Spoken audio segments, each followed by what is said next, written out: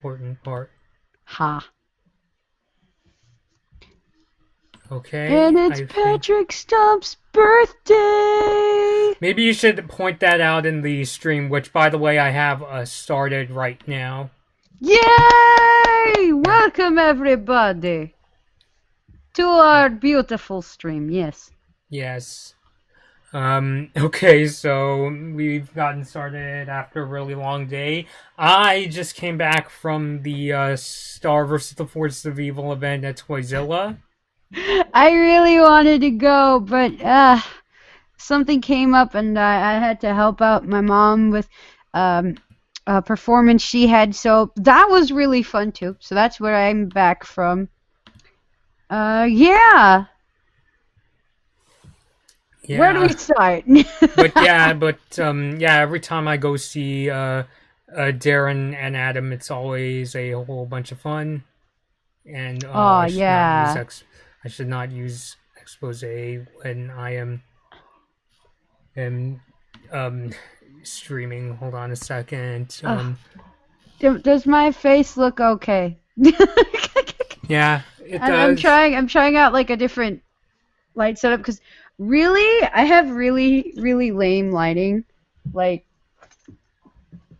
I have like this really weird desk lamp, and then I have like this straight up. Okay, you want to see what light I have for my face? Mm. Oh, it's Totoro.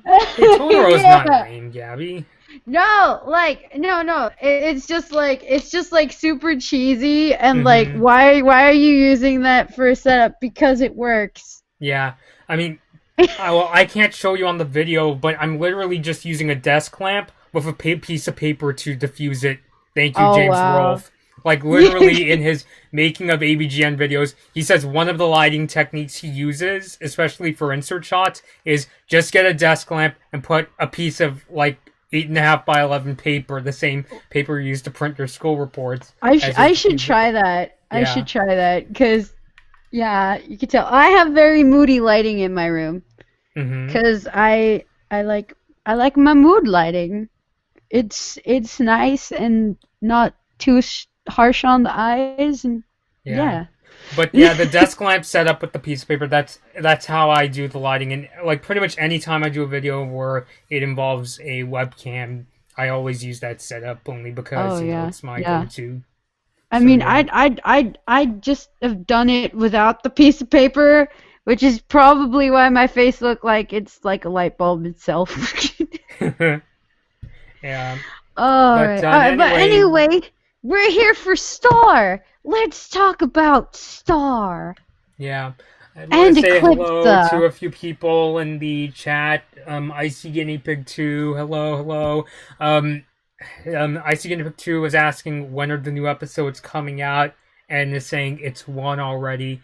I'm. Are you living on the East Coast because it's currently Yeah, 10 p.m. Pacific time yeah. here We still where got we a are? bit of time to wait on our Yeah, end, guys. So yeah. So I I'm guess if not. they're doing it according to Pacific time, you're gonna have to wait a little more. Um. So yeah, about 2 more hours. Yeah. Because it's one where you are Icy Guinea Pig 2, but usually the way it works here on the West Coast is I'll go into like the Disney Now app, and the episodes usually come out like say around 12:15 to 12:30 a.m. the day they are supposed to be released. Oh yeah. Ugh. All right. So I'm really happy with these episodes. Mm-hmm. I had an amazing time catching up, Yeah. and there was a whole bunch of Eclipse, which I absolutely loved. Mhm. Yes, thank you very much. Yeah, and one of them, So my much. favorite of the bunch was a really amazing. I mean, this was probably like the most consistent batch of episodes released yet this season. That is true. Like it just kept going one episode after another, just like boom, this happened. Okay, now this is happening. Now that is happening. It's just like whoa. Yeah. Yeah, don't mind me. I'm just letting my Instagram followers know that I am live right now. see, Jack the Yay! Gomez. Hey, Natter. What's this? Natter Patter? I'm not sure how to pronounce your name, but hey, what's up, guys? I kind of wish I would be able to look at the chat, but that's fine. Yeah, sorry about that, Gabby, but just take my It's word for okay. it. Uh oh yes. I was making a point of it being Patrick. Rubariot. Uh, voice actor of yes, Rubariot. Yeah. I ah, I'm so happy. Yes. Yeah, Oh, happy also, birthday, I mean, for those Patrick. of you, and I'm not going to tell you guys to go bombard my channel, but I'm not going to stop you either. But I have a few things there, and I'm going to be posting some new stuff up there. So if y'all want to check it out, Yeah, yeah. definitely go check out Gabby's channel. She sings some pretty nice covers of some well-known Thank songs. you. I should put up the video for Python because I didn't put that up on my channel. I just put it for Instagram actually. So Yeah, and you did yeah. such a nice cover. I think people should check it out. Oh, thank you. I'll make a point of uploading that sometime soon. Hmm Hopefully, relatively really soon, but we'll see. Anyway, moving on with the episodes. Where should we start off? I don't remember what episode we did start off on. It was a boy and Um. his DC 700 XE. That's Is that the one with the dragon cycles? Yep. Yeah! Oh, wow! I'm actually remembering stuff today, guys. I'm on a roll. Well, the best thing to do, I always take notes whenever I watch the episodes. Like, I'll be That's watching them true. on my That's iPad, true. and I'll have the TV app on the side with the notes app, and that's how I take notes. Oh, wow. Yeah. I don't know, I, and I don't past. know if I'd be able to. I need to try. Because Hmm I get really caught up in the episode where it's just like, oh, shoot, this is amazing. Oh, wait, am I supposed to be taking notes? Oh, no. Yeah. I know there's some situations, when we're reviewing stuff, you can't take notes. Like, I know when we review If we're doing movies, it because, live, or like yeah, while we're recording, but yeah. that's fine because I don't need to remember anything while I'm doing that because it's right there in front of my face. hmm So yeah, but anyway, talking about a boy and his DC 700 XE, which funny enough, I thought the episode was going to be more about Marco, but it's actually more of Tom's episode. When Yeah, you that was kind of surprising, but in a really good way. Like I wasn't expecting that at all, but it really worked out very well. Yeah, definitely, and I do like seeing Tom interact with Marco, and in the episode, it's what do they call the club? The Kill Devils Pass Riders Club. Basically, it's a bikers club with Marco, Kelly, Talon, Hekapu, and they're going on like this annual Riders Club ride. And then Tom comes along with his brand new Dragoncycle named Hampton, and Tom has to get used to the idea that these Dragoncycles, they're actual animals that he has to train well. I was honestly getting some How to Train Your Dragon vibes Oh watching my it. It's gosh. almost like Marco is like Hiccup in that way. Yeah, and he's just like educating this guy that he knows. And he's just like, "Yo, you need to treat the dragons right. They have feelings, okay?" Yeah. And he's showing him things like how to brush their teeth and how to rub their scales. And Tom Can is I trying just really say good. that the part when they were like using the gloves to brush off the scales was somehow oddly satisfying. Really? Yeah, I don't know why, but I just found that oddly satisfying. I mean, and then you look at the glove and it just looks so nice and soft too. So I'm just like, oh, that seems nice. It's like giving your little dragon buddy like cat rubs. Like cats, they love the pets and the rubs. So except Yeah, on the definitely. underbelly apparently. hmm And yeah, and I also like how the episode goes into Tom's trying to build his self-esteem, if you will, because we actually find out the main reason, he decided to go with this is because, just out of, looking cool, even though Oh yeah. Hampton, Tom's Dragon Cycle, is having a really hard time cooperating. with him. And I also like the scene where it turns out the nice twist they have. By the way, spoilers. We are going to be talking about spoilers. Eric is right behind you, Gaby. Hi, Eric. Do you want me to get Eric? Eric, I will do it as soon as we finish this up. Okay? Mm-hmm. And yeah, I mean, I do like how in the end Tom does the quote-unquote cool thing, and it turns out that Hampton really rather prefers to ride with wild Dragoncycles rather than the trained ones. I feel like it's something that a lot of people would find cliche, though I personally did not have a problem with it. I thought it was handled very well. No, I thought it was really handled well too. Yeah, I'm surprised because that had the potential of really coming off as extremely cliche, but it worked really well here. So yeah, and kudos to the writers. Yeah, and it does show that Tom is a very moral person despite his anger issues. That's the thing. Like they really worked off of that in this episode because in most of the other portrayals he has, like when he comes out in other episodes, he kind of tends to come off as apathetic. Maybe like what they call, I guess when you're doing the whole Dungeons and Dragons thing where they say it's like a chaotic neutral or sort of like neutral good kind of thing. Yeah. So I'm like, oh shoot, okay. So he might either do something really nice or he may just not give 2 bits. That's fine. Yeah, I wouldn't go as far as to say he's apathetic. I mean, Tom can definitely get pretty aggro at times. It's just that, there's things that happen that makes Tom flare up. Like in the Silver Bell Ball when Star and Tom are having that argument, No, but that's what I'm saying. Like, he could either get, like, really caught up in something or, like, when he was with Marco and he's like, oh, oops, I forgot to tell you that. Because he, like, accidentally put, like, a curse or something on him. Or he did the thing where he was trying to, like, sabotage him. I don't remember exactly what it was. Yeah, that was the Mr. Candle Cares episode, wasn't it? Yeah, and, he didn't... He wasn't going to do it anymore, but he didn't do anything to stop it afterwards. Right. And so he's like, oh, shoot, I didn't tell you that. I'm sorry. My bad.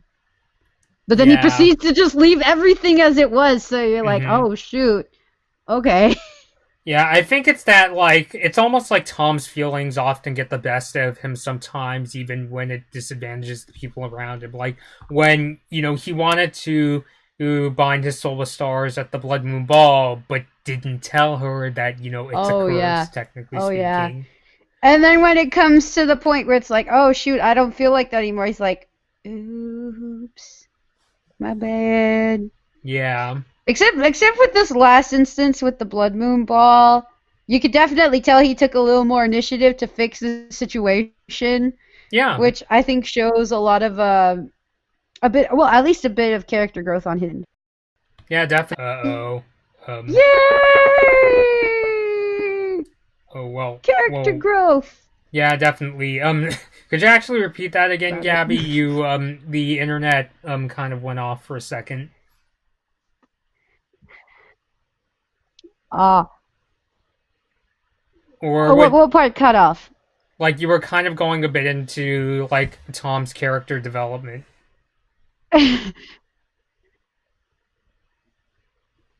Oh, yeah. Well, with this last instance in the episode with the Severing Stone, we kind of saw that seeing he had put his friends in a situation that he didn't intend, Tom took initiative and helped fix the situation compared to like the other instance that we saw way earlier in the show where he just kind of left it as it was and just let them fix it themselves. So that being further exemplified with this last episode with the Dragoncycles where he actively tries to fix problems that he sees developing shows his character development thus far in the story. Right, definitely. Although, has Tom made a whole 360 yet? Probably not. Nah, probably not. No. Uh, But, it was still definitely nice to see. I mean, it was a very, oh yeah. I mean, I would say definitely the best part of this episode was just seeing Tom, and Marco interacting with each other and seeing Tom's more softer side. Yeah, and it definitely makes him a lot more kind of relatable, I guess, or kind of like likable. Mm-hmm. I feel like that's a very generic way to put it, but yeah, um, because at least at first, I had this feeling that uh, Tom was just going to be one of those characters that were going to come off a little jerkish no matter what. Mm-hmm. But it's really changed since then, especially seeing how he went out of his way to like do stuff for Star, Mm-hmm. even though she wouldn't know or have any way of knowing what he was doing for her. Um, so yeah, I'm enjoying him a lot more than I did initially. Mm-hmm. Yeah. Admittedly, all that just came to mind was Tom bad. He no like Starko. Rah! I mean, you know my position there. So, yeah. Yeah. Are you talking about Stomko? Yeah, I'm sorry. I just have a really bad habit of wanting everyone to get like I'm just like, "Oh, I can't decide. They're all cute. Why don't you just put them all together so they can Don't all be cute together?" don't be sorry about that. It's all fair game. I honestly I do it much more like what I enjoy the most about shipping, and I'm not going to take things too far, Mm-hmm. but anything outside of fluff, if you guys know what fluff is, just please know. So I know I'm going into the territory where a lot of people like to get creative, shall we say, but no, that's not what I'm in for. I see that more of an issue with all that really crazy Eclipse of fan art I come across Oh on Twitter. God, yes. Why? The internet, that's all I can say. Well, rule number 34, kiddos. Rule Mm-hmm. number 34. Right. Now, can we actually talk? There's actually one thing that I'm kind of on this episode, Oh, what and is that it? is Kelly and Marco's breakup buddies thing just ended there. Like, what? Like, it's funny. I came across an Instagram comment on something else saying, well, I didn't expect it to go far, but Me neither, honestly. I didn't. I really didn't. I'm like, yeah, this isn't going to be a permanent thing. I mean, if they were going to be a little something a little more permanent, I feel like they would have called it more than just breakup buddies. mm-hmm. But I'm sorry. I feel like I cut you off like half statement.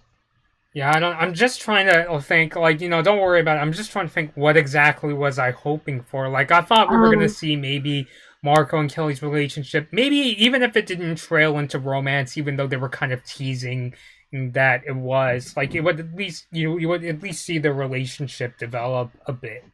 Not Oh that yeah. Yeah, I mean, it's true. Yes, there have been plenty of times where Marco and Kelly, hung out and spent some really good time together.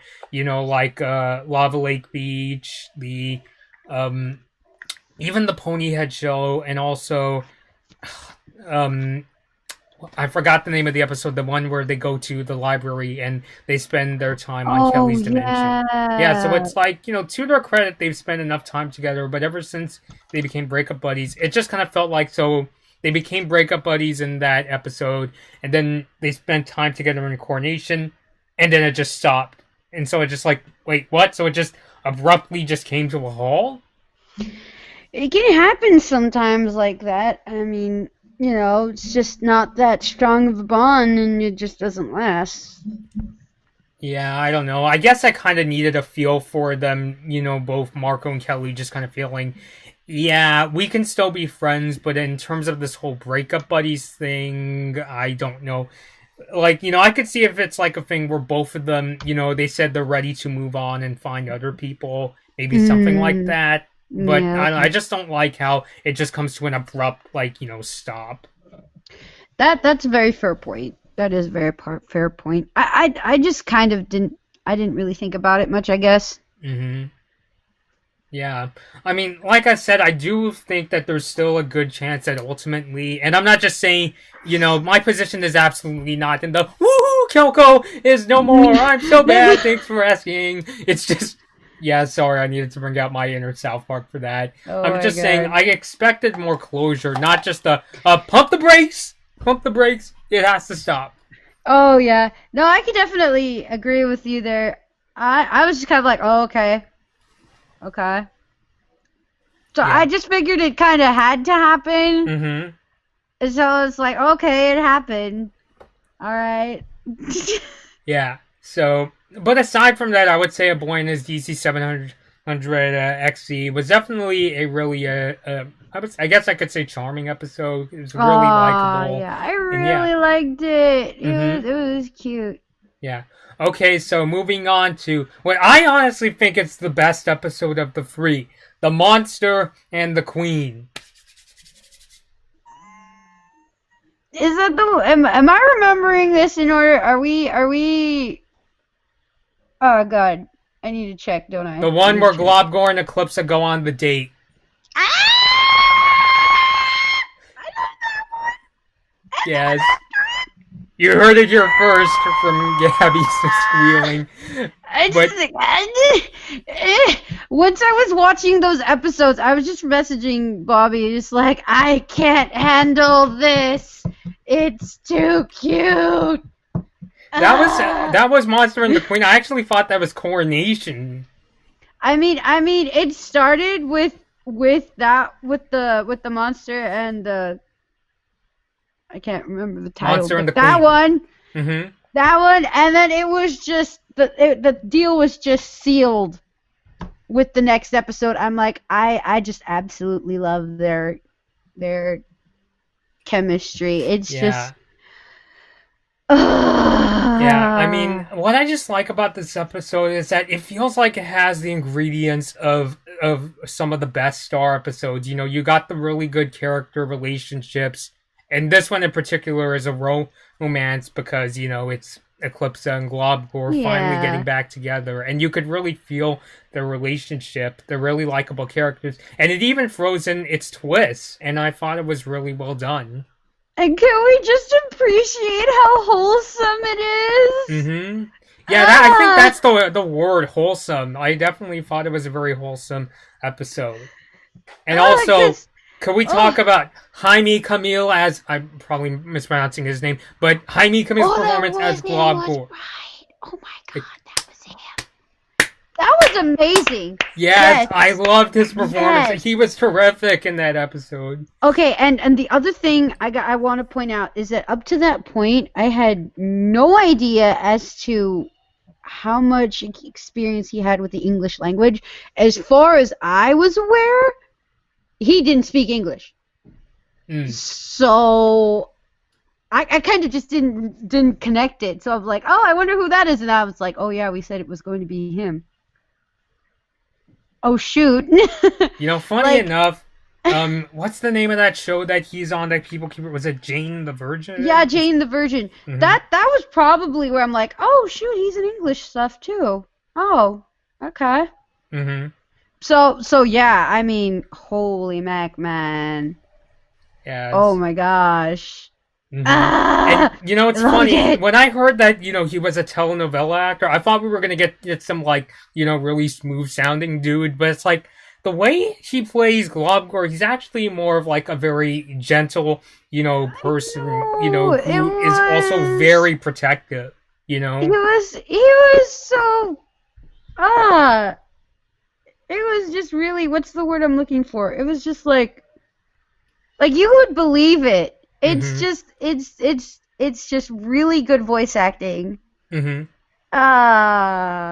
Yeah. Funny enough, my journalism professor, one of my former journalism professors actually came across, I think they were filming an episode of Jane the Virgin in Long Beach, apparently.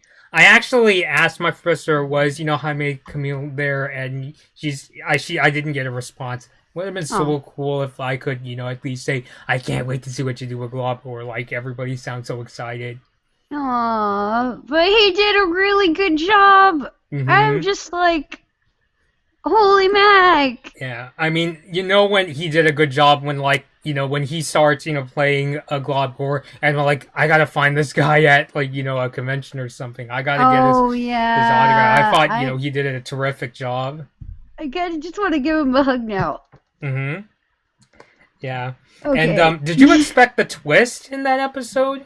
Twist, twist, twist, twist. Oh, that they were in his mind. Yeah. Which Oh yeah, I kind of figured that somehow. I'm just like, well, he's not out of the crystal yet, so. Mm-hmm. Yeah, I that mean, was it was honestly. really well done though.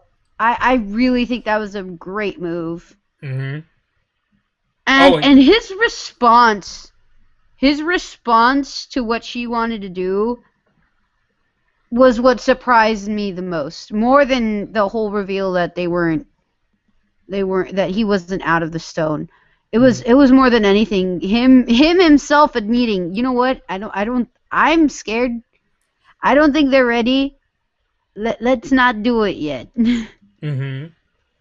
Yeah. Ah. Yeah, I don't know. I just thought, it was more because, I think, maybe because everybody, I think even you were one of the people, Gabby, who was like, Globgor is not, scary. Come on, he's not so scary. He, like, even before, that clip came out where he's walking in the woods with Eclipse. Oh, by the way, the song they sang. What did you think of the song they sang? It was so cute.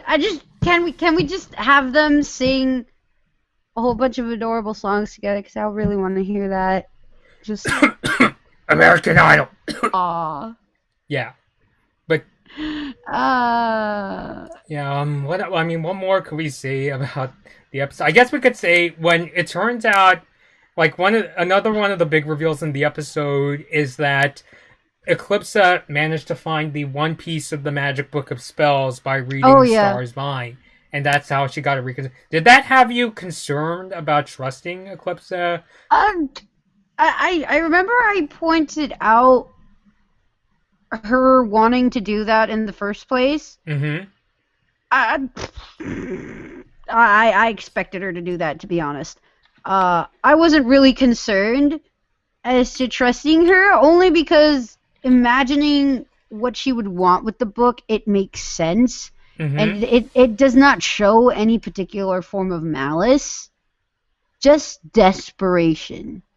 Yeah. And desperate people will do the craziest things, and they could still be really good people and they have really good intentions and want to do a lot of good with that. And it just so happens that they get so carried away that it just ends up making the situation bad, not necessarily the person being untrustworthy.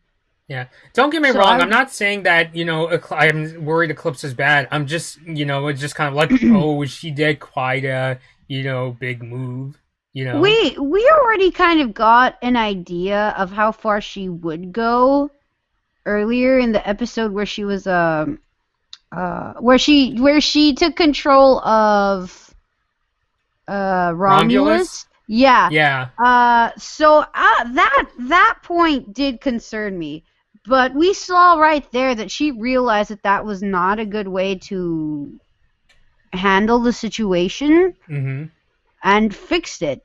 So that right there just set it clear in stone for me. Or it's like, yeah, no, she knows what she's doing. Mm-hmm. She has her head on straight. So I wasn't really concerned.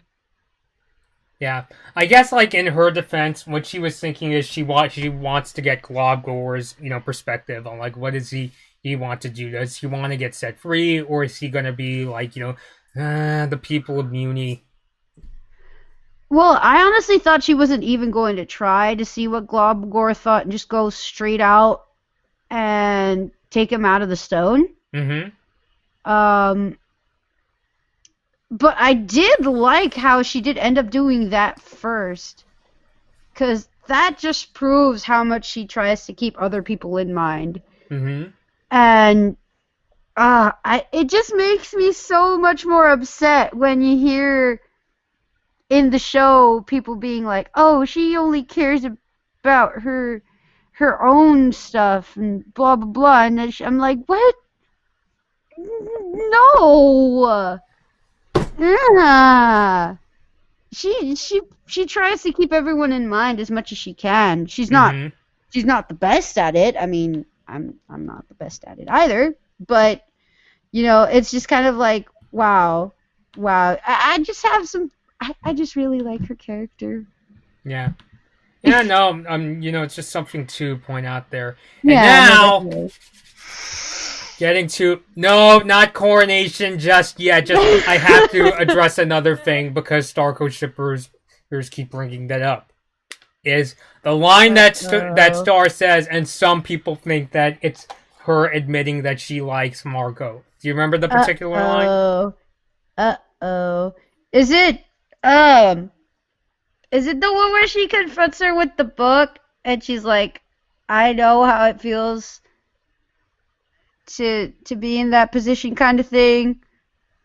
Where she's like, "You do crazy stuff," or something like that. I can't remember the exact line, but when she's talking to Eclipse and she does the thing. It sounds like you're bringing up the line from Hercules.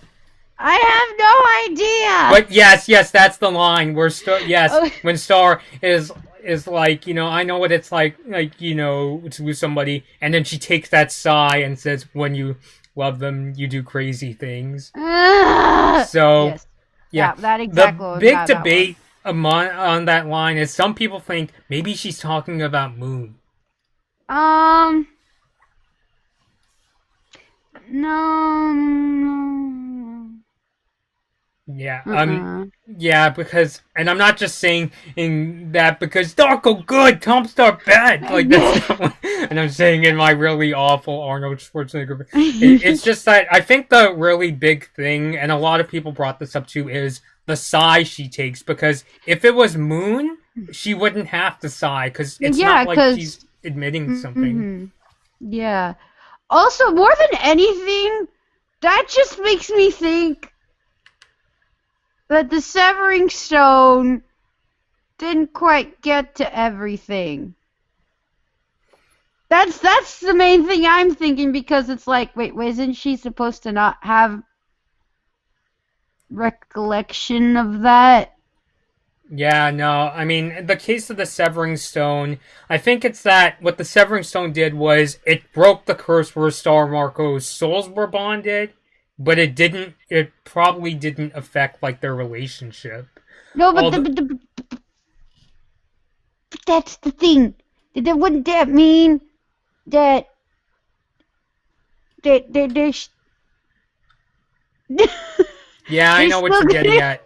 The one thing, though, that, that was kind of surprising that Marco mentioned was when he brought up, me and Star just got done with the Blood Moon. Remember in the Cornball episode? Yeah, that's why. It's like, first he does it, and now Star's doing it. Mm-hmm. So I'm like, wait, hold up, what?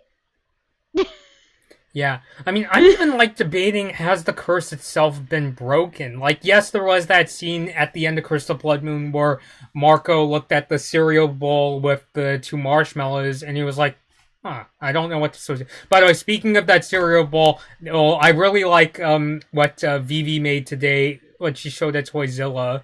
Like, she actually came, dressed up and also brought this bowl, she made with, fake versions of the marshmallows. Oh, that's adorable. Let me see if I could actually, I mean, it's probably going to look bad on the stream, but let me see if I could actually get the show,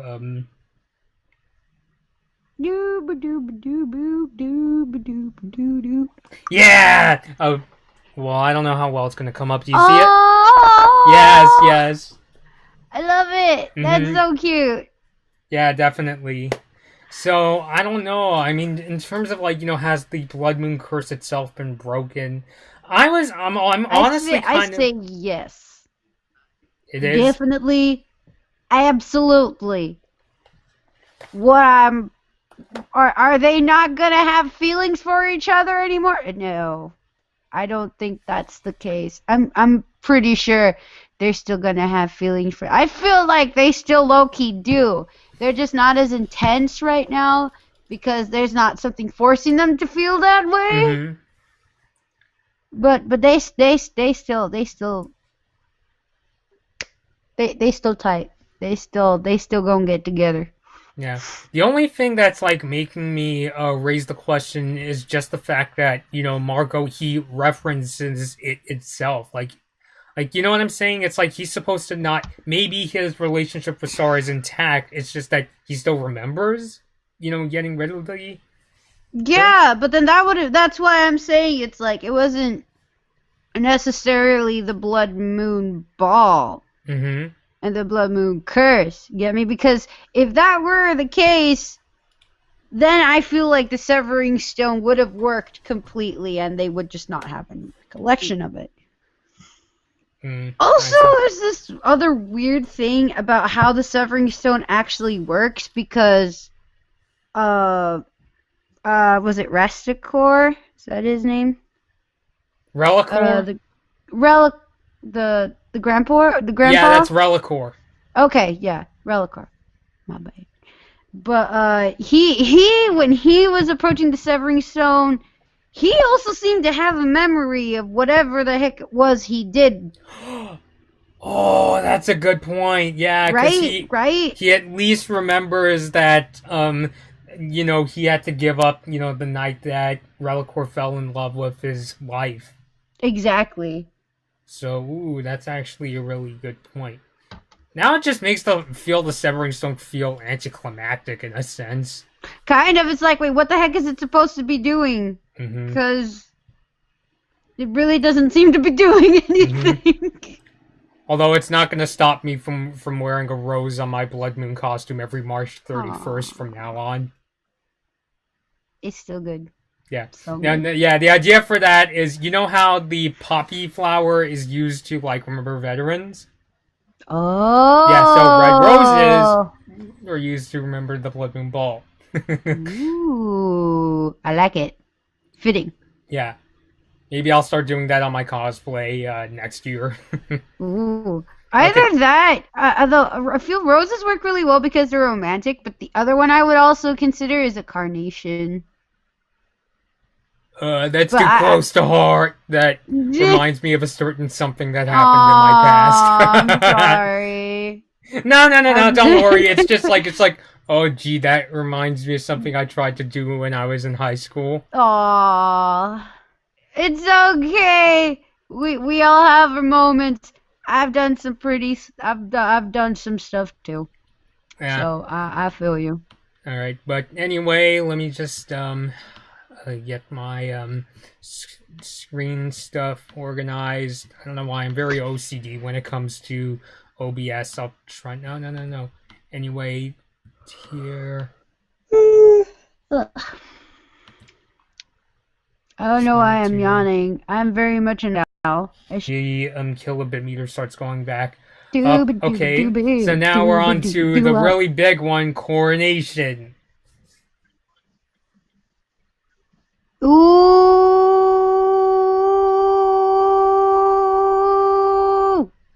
That was really good. I really enjoyed that. Especially the ending. It made me very happy. It almost pushed me to tears, to be quite honest. Same! I was just like, they're together again! And they were surprisingly able to convince the humans to trust Eclipsa and Globgor. Yeah. I'm just like, is this really happening? Did it really work that well? 'Cause I really do want it to. Like, this has been the main thing I've been waiting for since she was introduced. Yeah? I'm like, this is really happening. Yep, you got your closure in this episode. I mean, let's just talk about, like, what made this episode so good. I mean, once again, you know, there's some really good twists in it. And, you know, like I said, one of the really cool things about Star is that it's really good at playing with expectations. despite the occasional plot hole here and there. I mean, just in terms of like the way we find out. Again, spoilers. Globgor gets freed. I mean, just because like I think like how did you think Globgor was gonna get freed, Gabby? That I honestly didn't really have any idea how that was gonna work out. Once I saw that he was free, first thought that came to mind was one, Eclipse did it and then regretted it. Mm-hmm. After a little bit more thinking and then seeing the High Commission acting suspicious, I'm like, oh, they're sabotaging them. Mm-hmm. So yeah, there was that. I was just kind of like a process of elimination kind of thing. I did for a moment just feel had the thought cross my mind that it was just something that Eclipse regretted. But I think that's kind of what I felt too. But it didn't last very long. Really quickly, I was like, oh wait, no, no, this can't be it. Nope. Mm-hmm. Because when the Mumins were told go to your house and lock the door, the High Commission was like, no, y'all stay in here. I'm like, wait, why wouldn't they want the Mumins to be safe and closed up in their house? That's the thing. Those kind of things. When I heard that I obviously, what the Magic High Commission was doing was wrong. What I was thinking is maybe they were doing that because it's like, we don't want people, running around and then, Globgor, getting after them. Like, I don't know. I guess I'm just, easily convinced by those kind of things. Then what really tied it up for me was Romulus's response to that. He's like, no, he just wants you to do that. He can take you off one by one. I'm like, well, we know who did it. Is that what you think every time you saw like a movie or TV where you're just like, we know who did it?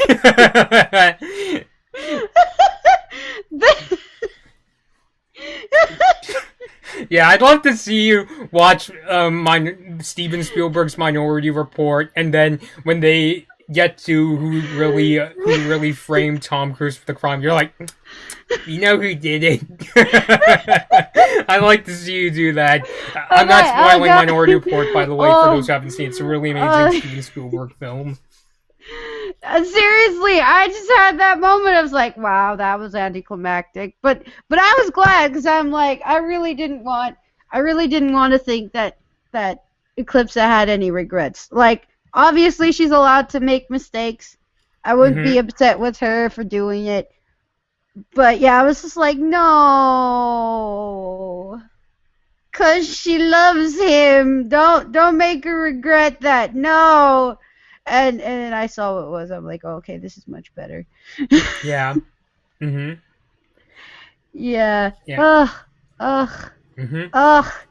And Yeah. I was not expecting him to go the whole way where it's like the Mumins are like, yeah, okay. We'll be okay with it, I guess. You seem not like you're going to kill us. What got to them was just seeing, Meteora was, in imminent danger, crawling around the stage. Yeah, and I thought that was such a good move because it's like, because it's Meteora and it's just an adorable little baby. Mm-hmm. Possibly demonic, but still an adorable little baby. And still probably remembers who Marco is for a really scary reason.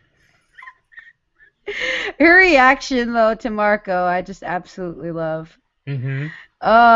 But yeah, that was a really good way to handle it. Yeah, I also liked how they kind of juxtaposed the whole, father thing. Which, that gets to you. Because, when Globgor gets free, he's running around saying, I gotta protect my family! And this kind of stuff. Yeah. And, what's it's it like, that... stay away from me, I don't want him to get in trouble! Mm-hmm. I don't want to seem like an evil monster when I'm not. And I'm just like... But you're not. I'm sorry. Okay, you were saying. Yeah. Was it that, like, Star and, River basically, like, convinced Globgor, no, you can't go on, a rampage because that'll just, scare everybody? Um, no. What really happened is that Star thought he was legit going to Rampage, Mm-hmm. but then she's like, wait, you're running away? She's like, oh, no. No, don't run away. We can fix this. Mm-hmm. Which I thought was really awesome. Just yes, go Star. Really good move there. Mm-hmm. Uh, so yeah, it was just kind of like he was running away because he knew that if he was stuck there in the town, just Mm-hmm. roaming around, Yeah. people were gonna get super scared and they're gonna be like, "Oh, there's this evil monster," and Eclipsa let him free. Mm-hmm. Oh gosh, we hate Eclipsa. We need to kill her and her baby and him. So I could definitely see what he was thinking. Mm-hmm. And he was actually pretty spot on because I'm convinced that would have happened if they were just, left to believe whatever they wanted to believe. I forgot where I was getting at with that. Mm-hmm. But yeah, it was just kind of like, okay. I'm just really glad Star fixed that whole situation and got them in a position where they could clarify what was going on. Mm-hmm. Let me just double check that one. I mean, obviously, I can't play the episode, but Yeah, no, because I remember him saying something along the lines of, I know if I stay in the town, they're gonna go after my wife and my child. Something like that. And he kept telling Star to leave him alone and stay away from him. yeah, that part. Mm-hmm. So, yeah. Yeah, it's that Globgor tried to catch, Star in front of River, and, River is like, no, that's my daughter! And, it kind of, hits a nerve with Globgor. Yeah, and then that part, he realizes, because it's like, he mentions how he's a father, and then River's like, yeah, I am a father too. Mm-hmm. I'm her father. And he points at Star. And then Globgor's like, oh, shoot. Oh, oops. My bad. And lets her go. Mm-hmm. Which proves even further just how respectful Globgor is. Yeah. So my point is proven even further. There you go. Is there anything going on in the chat anymore?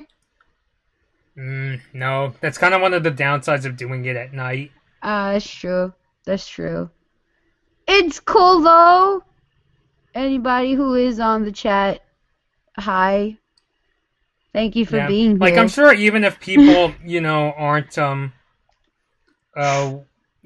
commenting, they're still watching this, Oh, for sure. That, and also keep in mind people who may be watching it in the future. Yay! We love you, future viewers. Mm-hmm. But yeah, I really wanted to do this ahead of the 4 new episodes coming out, hopefully around midnight.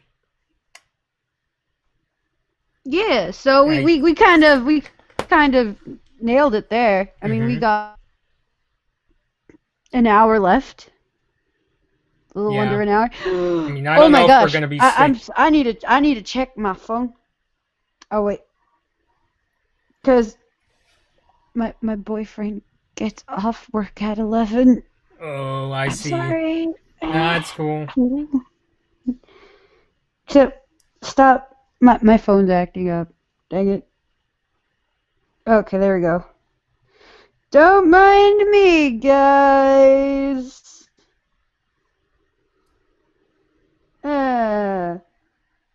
Where? Okay.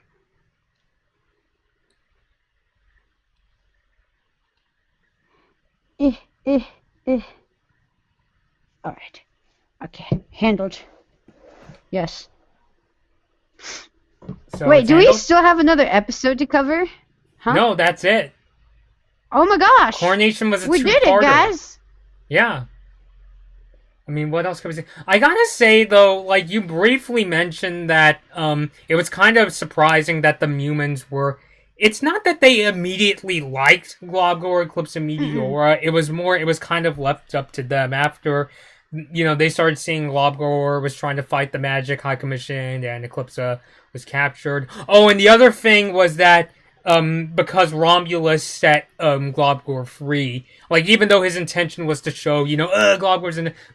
I think part of it was also because he kind of put the humans in danger, even though, like, that wasn't exactly his intention. I think that's... Yeah, like, he expected that to be the situation.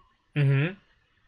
Because that's what he wanted to do by letting him free. He's like, yeah, we want to leave him free so that they can see just how messed up he is. And that does not sound... Yeah, of course, that background... Like, even the Magic High Commission members are, no, you no. put this human in danger, and now Romulus is assumingly behind bars. Well, Hecapoo said there was this jail cell with his name on it, so... Mm-hmm. Also, good job, Hecapoo. Yes. She handled the situation very well. Mm-hmm. I'm really trying my best not to make any prison jokes. Oh, gosh. Hey, look, Gary. Doubloons. Don't drop them. Or the soap. Yeah, that's what it is. I love that joke. I'm surprised they got away with that joke on SpongeBob. Yeah. That was a big one. That was woof. Yeah. I honestly wouldn't. I mean, now I get the whole joke of, don't drop the soap. But it's like, as a kid, I wouldn't have never gotten that at all. That would be like I'm just like, what, you don't want to drop your money? Mm-hmm. What? And now I'm just like, Yeah.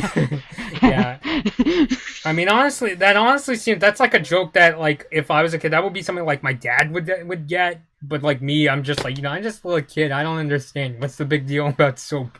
Yeah, I just kind of rolled with it. I'm like, I don't get what you're saying, but okay. Mm-hmm.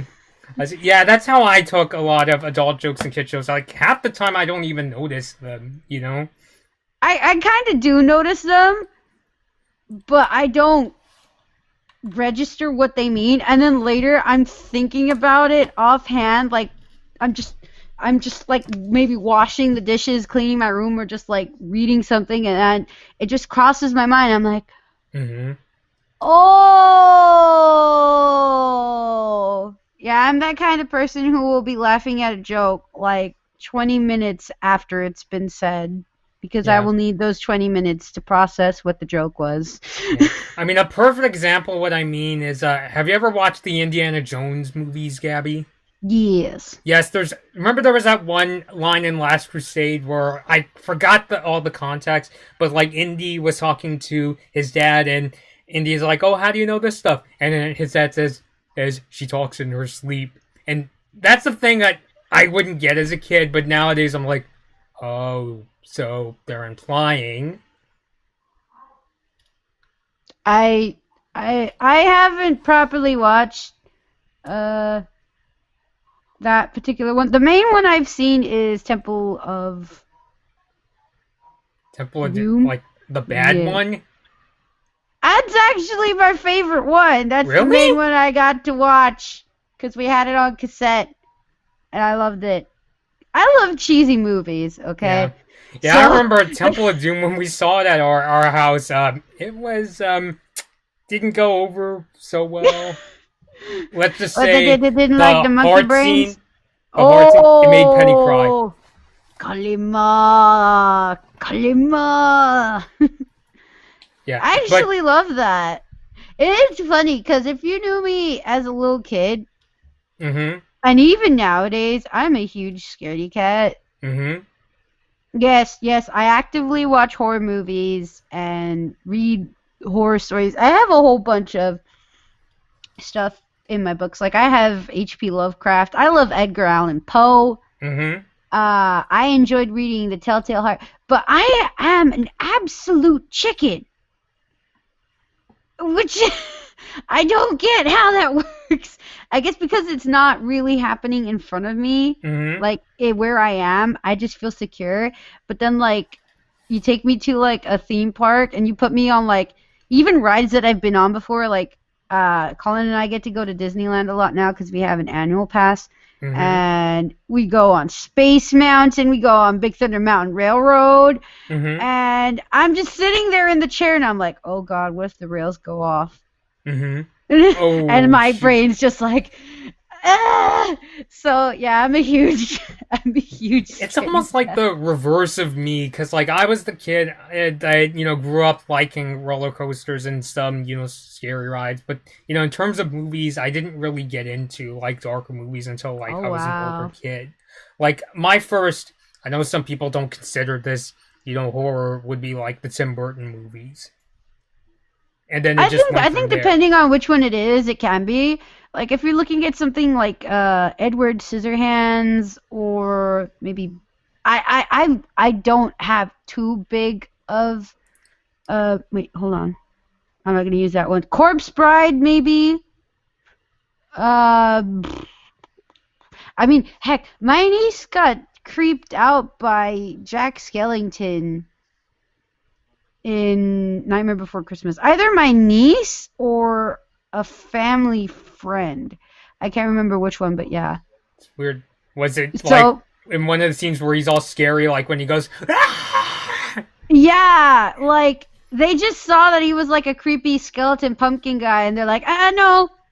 They were also very little too, so that's the other thing to keep in mind. But Mhm. yeah, no, there's definitely merit for that. Yeah. I mean, my first uh I honestly didn't watch a lot of creepy movies. Probably my first one either had to be oh, Beetlejuice, Hocus Pocus, or Gremlins. The most intense one I started off with was Gremlins. I Yeah, see. because I even had like a friend, and this was already like in high school. Mhm. And I'm like, oh, hey, yeah, I have this movie. It's like a comedy. And they're like, no, I won't watch it. And I'm like, what? It's Gremlins. And they're like, yeah, no, too scary for me. I'm like, oh, shoot, okay. I see. Yeah, because for me, the very first Tim Burton movie I saw was Charlie and the Chocolate Factory because I read the book as a kid. Aw. Yeah. Uh-huh. But then after I saw that, and I've had a good time. My mom got me a copy of Corpse Bride because I think Aw. think I liked the director. It's weird though because it's like I know my dad I think he liked Tim Burton. It's just that like his interpretation of him is kind of all over the place. Yeah, I But don't know where he went with that, but yeah, I mean, we won't get into that there, but it's just like my mom was honestly never a Tim Burton fan yeah. because she's creeped out by his movies. Even though she wanted to watch Alice in Wonderland once, but then I think when she found out who made it and she found out more about the movie, she was like, "Okay, nah, I'm good." And it's kind of funny you say that because I had a really strong phase where I'm like, I love Jack Skellington Mm-hmm. and Nightmare Before Christmas everything. So Yeah. everyone would always be giving me Jack Skellington stuff. Yeah. And one day my mom just comes over, and this is the second Tim Burton movie I ever owned.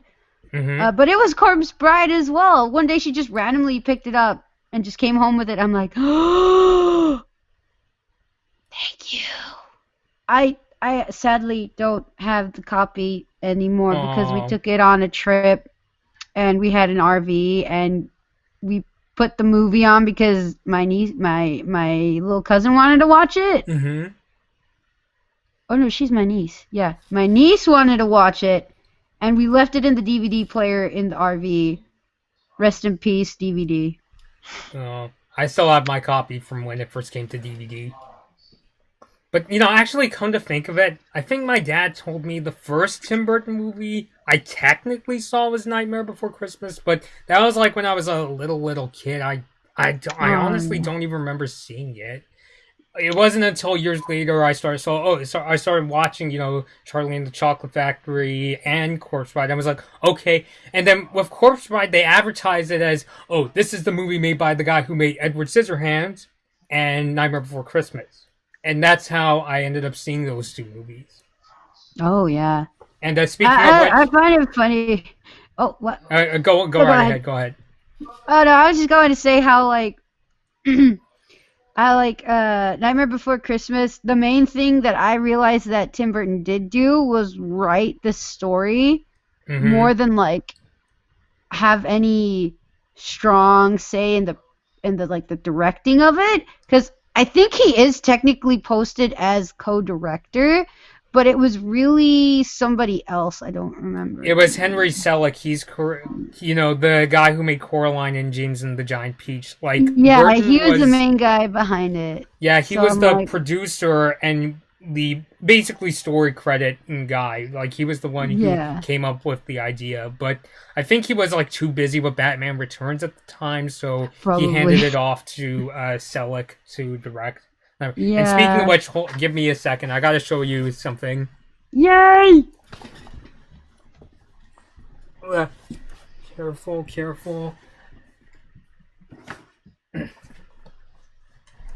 Oh. Funny enough. What? Look at this Funko Pop. Oh! It's Zero! Yeah. It's so cute! Ah!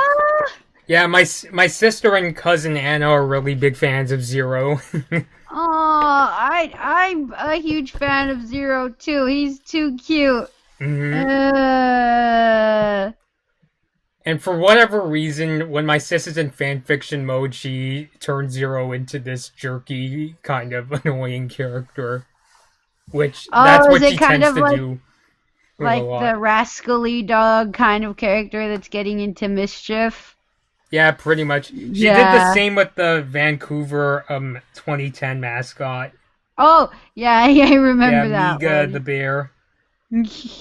I mean, just, it's kind of crossing into the Olympics, but, for people who are fans of animation, I think they'll like her design because I know I've shown you the design before, Gaby, but in case some people don't remember from the 2010 Olympics, it's this character here. She's half bear and half whale. She can turn into an orca.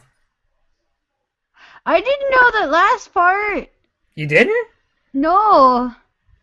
I should send you a link to... They made a cartoon promoting the Olympics, and they showed Amiga as a whale, and then she turns into a bear when she goes surfing and goes visiting Vancouver. That's adorable. Yeah. Like, and the thing about it is, Penny said the reason she interpreted Miga as this, like, super annoying character is because when we visited Vancouver, we actually had the chance to buy plushies of the mascots, but we didn't because it was like the fall, it was like the September before the Olympics, and they were charging like $50. Oh, wow. Which, in Canadian money, that's even a little more inflated than US dollars. So, yeah. And that's why Penny came up with this idea that she has a vendetta against me. Yeah. Oh, jeez. But, yeah, we really went out there, so... we were just done reviewing the Star episodes. So, bottom line is that the 3 episodes overall were really great. Like I said at the beginning, I would say they were the 3 most consistently good episodes so far this season. Absolutely. And let me see, what are the new episodes coming out supposedly at midnight, but, tomorrow? They're Doop Doop, Burritos Tacos, Beach Day, and Gone Baby Gone, which... Let me actually see, maybe TV Guide, because I know a lot of Star fans have been posting, like, descriptions they find on, like, TV schedule websites. Let me see if I could find them. Oh, okay, so at least according to TV Guide, so maybe this will be different. They're saying Doop Doop is about Star trying to figure out what to do with her life now that Eclipse has properly thrown Queen. Which I find, that's the thing about Coronation episode I thought was weird. Wasn't Eclipse technically queen the second she got the wand? Yeah, but they pointed out that they didn't give her a proper coronation. Hmm. So it was the kind of thing where it's like, you were chosen as leader, but we have to throw you a big ceremony to, enshrine this, make sure this is concrete. No. More than it's just custom. Mm-hmm. It's custom, but because they were really against it, they just didn't do shit. I see. So now Star's like, hey, maybe if we do it, they'll be more okay with it. Mm-hmm. Which really didn't work out exactly the way she planned it, but it still ended up doing that. So yeah.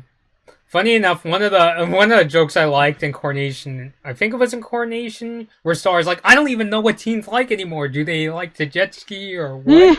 oh yeah, it's like I don't even know what teens do anymore. Mm-hmm. Oh my gosh, I could relate to that. Especially growing older. Mm-hmm. I'm like, wait, what do young kids do again now? I don't know. Do they play Fortnite? Towel floss? Is that what they do? I don't want to become another one of those guys who just hates on Fortnite, because I will say, my honest opinion on Fortnite is just, I tried playing it once and I just didn't get it at all. Me It's neither. just kind of thing where it's like, it's not my cup of tea, even though for whatever reason my dad thinks I like that game, even though I only played it once, and I'm just not into it at all. I tried to play it too, and my niece is like, okay, cool. I'm like, oh, you want to play with me? You think I'm cool enough to play with? Okay. But no, I never really got into it. It just seemed like a combination of a fighting, a shooting game with Minecraft. I'm like, what? I mean, this is why I say, it's funny, how I have a Nintendo Switch, Gaby? Mm-hmm. And now it's kind of becoming known as that portable Fortnite console. And I'm just like, I just want to play some Doom 2016. I don't care about Fortnite. Yeah. Me neither. And I was like, oh, cool, it's for PC. And I'm like, oh. Nah. Yeah, no. I mean, I will admit, in private, I'm one of those people who's like, who wants to play Fork Knife? But Fork Knife. yeah, because a lot of detractors, give it, those mocking names. It's like the game nobody wants to talk about. I enjoy towel flossing though, just because I get the most hilarious reactions from it. Mm-hmm. My boyfriend absolutely hates Fortnite, and he absolutely hates towel flossing. Mm-hmm. But I can't get a reaction out of him anymore because I've done it too much, so he's just like, I don't care. I'm just like, no, that's not the point. Yeah. Oh, by the way, I just noticed Darren FC retweeted a sneak peek for Disney's new show, Amphibia, which I think it's a show that a lot of Star fans have been bringing up. Oh. I admittedly don't know too much about it. Maybe I'll do a trailer reaction and see. Me neither, honestly. Mm-hmm. I mean, from the name right off the bat, you get kind of an idea. I remember there used to be a show, a long time ago, that had to do with tadpoles. But they looked like these just little yellow walking jelly beans with appendages. That's a really bad description, but yeah. Or their heads looked like jelly beans. I thought they looked like jelly beans. I don't remember the name of the show though. So yeah, it's and not there coming are to mind. and there are a lot of shows. Well, not a lot, but there are still a few shows. That and one other show that I saw came out on Netflix that have to do a lot with amphibians. So sure, Yeah. why not? Let's If do somebody it. in the live chat knows, please let us know. Yeah, I don't know if I can get a picture of it somehow because I just absolutely. I mean, maybe my boyfriend knows it, because he knows a lot of obscure things. I'll ask him later, but Okay, but yeah, Yeah. I just wanted to point that out in case somebody wants to ask me, hey, now that Star's ending, are you gonna watch something like Amphibia or Owl House? I kind of have a feeling Owl House might be more up my street. I don't know if it's gonna replace Star in my mind, but you know, I feel like Amphibia might be one of those shows I just end up watching because I just really am curious as to what kind of show it is. mm-hmm, I have a weird habit of like, even though I don't really like shows, if they have enough to keep my attention, even the slightest, mm-hmm. I can sit down and watch them for like copious amounts of time. Like I stormed through like a giant chunk of Yokai Watch on Netflix. I'm like, I don't really like this. I'm still watching it though. Yeah, I don't know. Maybe 4-year-old me would have been okay with Yokai Watch, but I remember watching a couple clips. There's also that really cringy, like Nintendo used to do those really cringy ads where the yokais would like possess like their employees, and I'm just like, this is so cringy. I will admit, I feel like part of it had to do with the American dub, because I tried watching the Japanese dub, and that I actually enjoyed Mm-hmm. a little better. Yeah. So I feel like that could be part of it, but yeah, no, I didn't like a lot of Yokai Watch. I thought that the two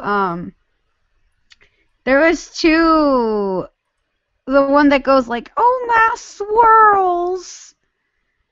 I really liked him, and the when he's like a yellow cat with like blue swirls on his head, and yeah, I liked him, and I liked his little brother, and I liked the main red cat. Mm-hmm. That was it.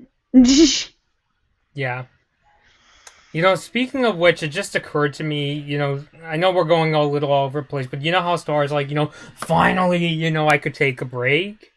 Yes. Do you think the show could still end with Star becoming the Queen of Muni? Because I still have a sense that that's where they want to go. It's hard to say, because that's what I was thinking too. Mm-hmm. And I mean, you remember I was saying that Eclipso didn't even seem like she'd want to stay queen. But lo and behold, here we are. Yeah. So I'm wondering what they're gonna. I think they still could do a thing where Eclipse is like, I'm just happy I got my family back, and I think Star has the better idea of what's to come and that kind of thing. I kind of still see that, though I find it slightly less likely than I imagined. Like, it's not in the sense of like apathy or Eclipse just being completely ignorant or that sort of thing. It's just more being more that she doesn't. She's like, I can't do this. Mm-hmm. I'm kind of surprised that Moon doesn't want to be in a position of power anymore. Well, I mean, it demands a lot of decision making. Mm-hmm. And I don't know about you, but I don't really like making decisions. I mean, not too like crazy decisions, because when you're in a point of that kind of power, you have to decide things for other people, and that I'm just kind of like, I don't want to mess with other people's lives. And to her credit, she did say that she's happy with what Star's doing. Like, she even acknowledges that she's grown. Oh yeah, definitely. Let's quickly go through the last of the episodes. Well, not the last of the episodes, but I mean the other episodes that are coming out. So there's also Brita's Tacos, where Marco is determined to consume 50 tacos to win a special prize. Oh, that sounds like the food, like a food challenge kind of like the like the regular show ones they used to have. Mm-hmm. So that sounds cool. I could definitely see Marco doing that.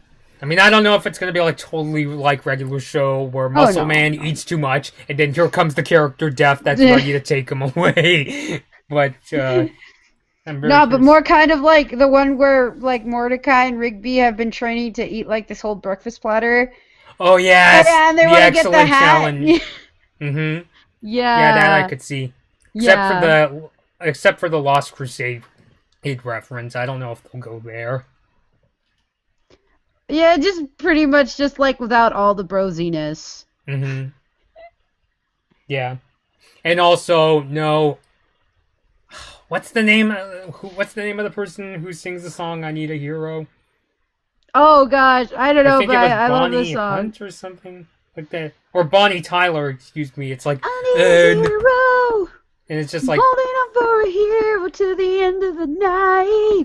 you know, ever since I saw a regular show, I'm just like, come on, guys, we need more than one cartoon that has kick-ass licensed music. Shrek. Okay, yeah, that's actually a good point. But other episodes, there's of course Beach Day that's finally coming out. There's this supposedly leaked image of like Star and Marco riding on a shopping cart. Did you see that? Yeah. I did not see that. Yeah, Oh gosh, that sounds hilarious though. Oh shoot. And then Gone Baby Gone. This is another theory that a lot of people point out, and because the synopsis for Gone Baby Gone is, and I quote, Marco misplaces Mariposa and Meteora somewhere in Hekapu's dimension. Who's Mariposa? A lot of people think that's Marco Jr., and they find out that Marco Jr. is a girl. So that's why she supposedly gets the name Mariposa. I mean, we don't know for sure, that's not confirmed, but that's kind of one of the rumors that what if it turns out that Marco Jr. is actually a girl? That would be perfect! That could be like a little baby Turdina! Yes! Oh, great. Now I'm just picturing that, like, what if they, like, I'm just like, what they're gonna make, like, Mariposa, like, I don't know, like, I don't want to say the actual Princess Turdina, but it's or even Princess Turdina. I imagine there being a joke where it's like, oh, what do you want to name her? It's like, yeah, I want to name her Turdina. It's like, hey, probably not that. Let's think of something else. Mm-hmm. Yeah. But I could see, like, Marco's mom naming her Mariposa because it's like, oh, well, we used to have Star around and, we wanted to, name her, that and to sort of remember. Yeah, it seems fitting too, and I can see them being like, "Oh, we'll name her like Star, because like Star, butterfly, Mariposa, yeah, butterfly." Yeah, I like it. Yeah.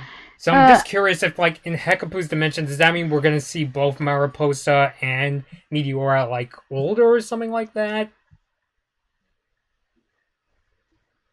I don't know. Yeah, especially because, like, let's say it turns out that Mariposa is, Marco's sister. That might be too much too soon. I feel like it'd be late, actually. Because haven't we been waiting for the baby for a while now? Yeah, and we're not going to have that much time. Season. We're not going to have that much time to really have her as a character in the show, so I'm surprised they didn't do it earlier. Though I still feel it's a good time to introduce her. Mm-hmm. Just because then you don't have the issue with like baby characters where it's like, oh my god, how long are they going to be a baby? Yeah. If Pie Guy Rules watches Star, I'm sure that's a really pressing question on him because he's not the biggest fan of baby characters. Oh my gosh, I don't blame him. I liked Poof though from Fairly Odd Parents. Mm-hmm. Yeah, because I know he brings up two he really doesn't like are Dill and Poof. Oh, why not Dill? Dill was cute. Like, I get why people say. I mean, I haven't seen like Fairly Odd Parents episodes with Poof, but it's like Dill I can kind of understand because he just kind of seems like, I mean, even like Pie Guy brings up, like, he just kind of seems like a plot device, and I get where he's coming from, but I still think he's a likable character. Oh yeah. I Mhm. mean, they didn't really leave him like that. There's like the whole thing where it's like all grown up, Mm-hmm. you know, where he's just like another teenager in the whole group. Yeah, So I think it's arguably, fun. yeah, I would say, like, if there is any version of Dill that got on my nerves, I think I would say the all grown up version, because he just kind of turned into his character who's like, the aliens are coming down. Like, he's the Rugrats version of Buster Baxter, and Oh it's just like, gosh, and then some. Cause Buster is just a little eccentric. yeah. Dill, as a teenager, oh my god. But yeah, you won't have that problem either with having the show introduce its baby character this late. Mm-hmm. You're not gonna have the thing where it's like, oh god, we saw them as a baby and now we get to see them as an adult. It's like, why? Yeah. I mean, Oh, I'm well, not not like saying, an I adult, hate but Buster either. Like, I think, he's a really enjoyable guy. I mean, he had admittedly his stupid moments in Arthur, but I'm just saying, oh in yeah. terms of like, he's the eccentric character who believes that, there's, life beyond the earth. What was dang it, I can't think of his name. The guy from Jimmy Neutron. I'm not overly familiar with Jimmy Neutron, so I Was his wouldn't. name Shane? Sheen? Sheen. There you go. Him. I'm thinking of him. Like Mm. Sheen was probably the kind of character that sort of type that really kind of got on my nerves. Though Sheen just kind of the only thing that really redeemed him was that he was just kind of like clueless. But yeah, Yeah. that's the one I think about when I think of an annoying one.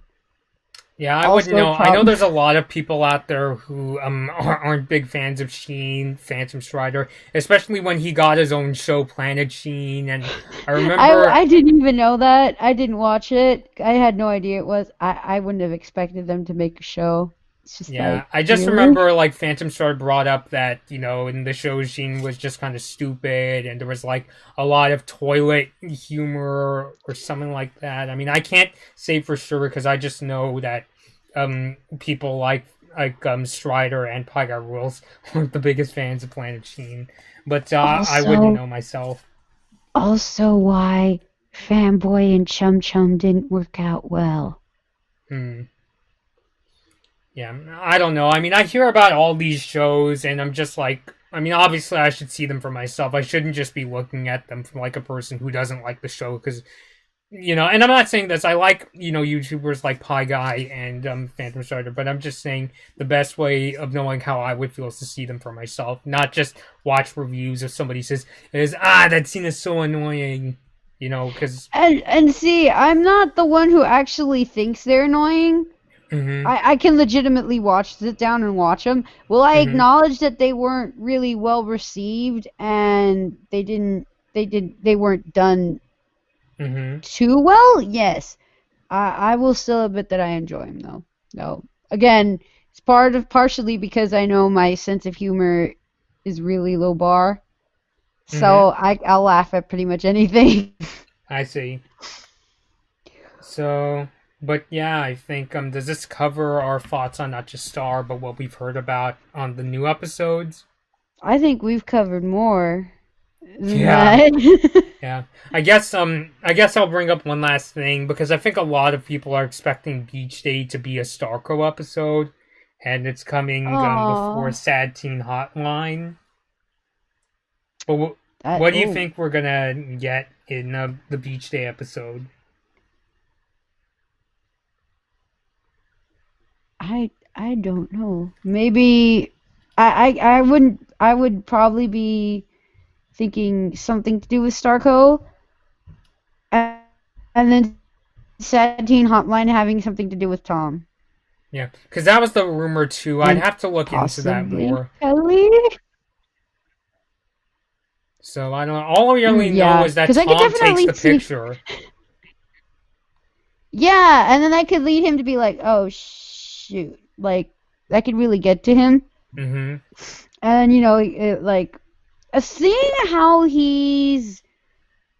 his feelings have been throughout their relationship, Mm-hmm. I could definitely see Tom being the one calling a hotline for that. Yeah, definitely Tom. Yeah, so maybe something he does instead of like going to a therapist. Which, yeah, that didn't work out too well for him, did it? No. Yeah. I mean, kind of like his like trainer guy helped him manage. Oh his yeah, the temper. trainer guy with the bunny. Yeah. Yeah, bunny. I forgot. Like I hadn't thought of that in a while. But yeah. Oof. Yeah, no, I was referring to the demonsism. Oh yeah. Yeah, that was what I meant when I said, yeah, that did not work It didn't very end up well. well. Did it? Yeah. So I don't know. Do you think maybe it'll be a thing where like Tom like looks at Star Markham like, they seem a lot happier together. I could see that. And here come the Tom Star fans if they're wide awake. And yeah, like I could definitely see him having that kind of insecurity that leads him to that. Mm-hmm. I mean, out of the three, he has been shown as the most vulnerable one. Mm-hmm. So yeah, especially when you look at a boy in his DC-700XE, because like up until now, Marco was supposed to be the insecure one, the misunderstood bad boy, and now even compared to Tom. But for a very different reason, though, because like when we think of Marco's insecurities, we think about him knowing that he has talents, but people not taking him seriously. Yeah. But with Tom, it's more of like, does this person honestly love me kind of thing? How do I earn their love? Because he's always like, oh shoot, I have to do this, I have to do that, so that, they appreciate me, blah blah blah. Yeah. Oh, Eric. Hi, Eric. Hi, bro. Yes, it is a character from the show, not the computer voice. Yeah. There's a computer voice named Tom, which is but probably trust me, why next week you guys are not going to be tuning back here with me saying, Stalker good, Tom Star bad.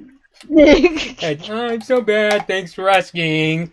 Yeah, that should be my opening number. Oh my God. Last week, somebody is like, you should do an Eric, because last week, I was tempted to do an Eric Andre style opening, but my parents already think I'm hyper enough. You want to see me smash it? You just burst through the closet, you just go into that closet in there, you just like... Mm-hmm. Yeah. That and also, you know how Eric Andre, he smashes his logo at the opening of his show? Yeah. I don't think people would appreciate it if I went and smashed my giant Starco flag. You can make a giant Tomco flag, though. I'm tempted to say Tom Star, but my cousin will probably say, stop! This is so wrong! Yeah, the Tom Star, yeah. Mm-hmm. No, Tomco is another thing, too, though. Yep. Yeah. Which I'm actually more comfortable with Tomco. Oddly enough. Like, between Star and Tom, or Marco and Tom, I'm more Marco and Tom. Or even what about Tom and Jana? For sure. Yeah, definitely. I mean, even Steven, remember the other day, even Steven brought up that Tom even seems to be closer to Marco than with Star? Oh, absolutely. Without a doubt. Mm-hmm. They definitely have a healthier relationship. So. Yeah. Mm-hmm. But, yeah, so I think we covered quite a bit. We reviewed gosh, guys, you just have to wait 15 minutes now. Mm-hmm.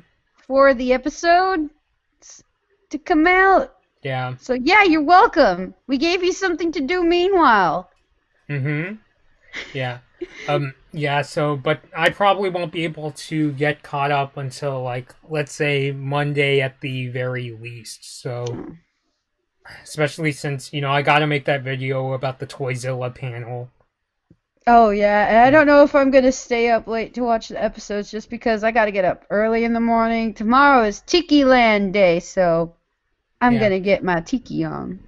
Yeah, do what you need to do, Gabby. And also, because like I said, even I can't, I won't be able to watch the episodes right away. I'm going to try my best to avoid social media, even though I can't avoid social media because of, my YouTube channel. But, Oh, and I'll then do my best. there's the job now too. You gotta do that one too. Yeah. So. Your face, you're just like. If anything, I will say, and I'm not saying, please, guys, don't send me spoilers. I'm saying, when I do come across spoilers, I will say the one thing is that it kind of takes away the shock value, so I don't, completely lose my mind when crazy So stuff it's happens. like a half good, half bad thing. Yeah. Okay. But, yeah, somebody hearing hammering? No, because I could hear hammering on my hand, and I think somebody's hammering something on, like, my house. Oh, I can hear it a little hanging bit on something your end. Yeah, I'm just saying if people could hear it, just don't mind that. But I guess that's Okay. my cue to go. So, Well, yeah, my bro's been doing a whole bunch of stuff behind me, so yeah. All right. all right. Thank you so much for having me. This was an amazing video to do, and we did it live for y'all. Mm-hmm. And Yeah. thank you for joining us both now and in the future. Yeah, and thank you, Gabby, for coming on once again on such short notice. Thank you So- for having me. It's always a pleasure to be on here. All right, so for people who missed out on the chat, please feel free to let us know your thoughts on the 3 episodes we talked about below, and hopefully we'll get to the 4 new ones within the next week. So we'll let you know when we're ready to discuss. All right, so All right. until next time, see you all later. Bye.